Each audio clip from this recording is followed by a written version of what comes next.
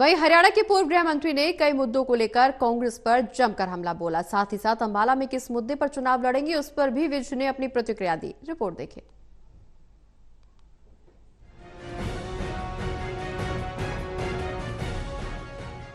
हरियाणा के पूर्व गृह मंत्री अनिल विज ने प्रदेश के पूर्व सीएम भूपेंद्र हुड्डा पर निशाना साधा। दरअसल हुड्डा ने बयान दिया था कि कांग्रेस ने युवाओं को खिलाड़ी बनाया और बीजेपी नशेड़ी बना रही है। इस पर विज ने पलटवार करते हुए कहा कि हुड्डा साहब सारा दिन बिना सिर पैर की बात करते हैं। इनकी स्थिति ये है कि जिन खिलाड़ियों के इनाम आए थे ये बिना दिए चले गए और उनको इनाम हमने दिए। विज ने कहा कि हमने गोल्ड मेडल लाने पर 6 करोड़ का इनाम रखा। हम पहली सरकार हैं जिन्होंने सभी खिलाड़ियों को बुलाकर खेल नीति बनाई। हमारी खेल नीति का सारे देश में सराहना की जाती है और लोग उस पर अमल करते हैं। हुड्डा साहब बिना सिर पैर के सारा दिन बात करते हैं। इनकी हालत ये है कि जिन खिलाड़ियों के इनाम आए थे ये बिना दिए सरकार से चले गए और उनके इनाम हमने दिए थे। हमने गोल्ड मेडल लाने का 6 करोड़ रुपए रखा।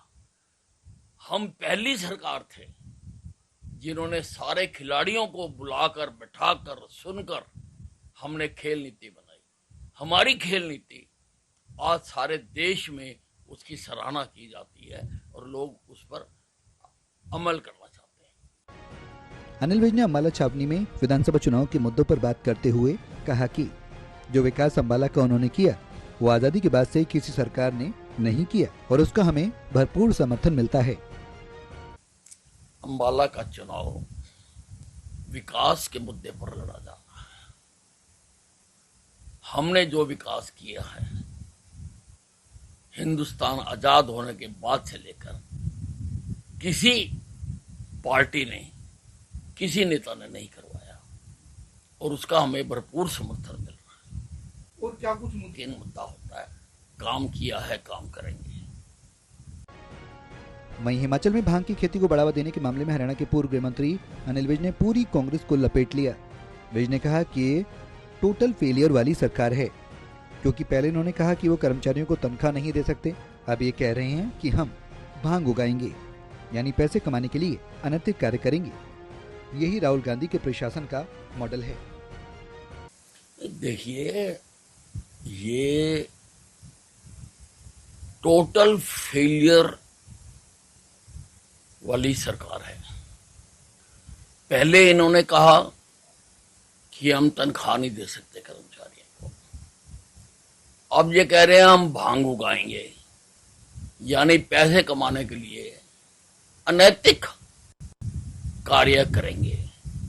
ये राहुल गांधी जी की जो मॉडल है प्रशासन का वो ये दिखा रहे हैं।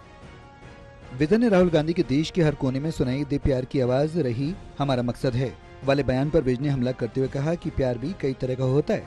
कांग्रेस के प्यार की आवाज, उसकी गूंज आज तक गली गली में सुनाई देती है। एक प्यार इन्होंने 1947 में किया था। हिंदू और मुस्लिम का धर्म के आधार पर बंटवारा करवा दिया था।